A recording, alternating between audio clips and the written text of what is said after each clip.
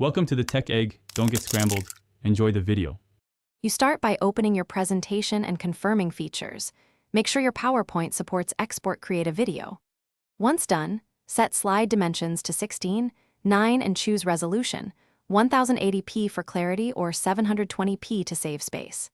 Next, test your microphone and record one short narration to verify volume and background noise.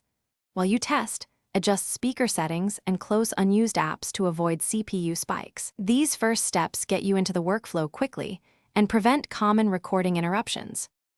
Now you record the content. Go to Slideshow and choose Record Slideshow to capture narration and timings. Record each slide in short segments so you can fix mistakes without redoing the whole deck. Pause between lines, then re-record any slide that feels off. Make sure to speak clearly and vary pace. Short sentences for emphasis and slightly longer explanations where needed.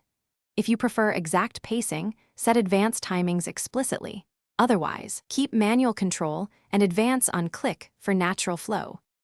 Finish by exporting. File export creative video, pick resolution and frame rate, and choose use recorded timings and narrations so your audio stays aligned with slides. Once exported as an MP4, play it end-to-end to confirm audio levels and transitions. If the file is too large, re-export at 720p or use a compressor. Make sure the audio stays clear.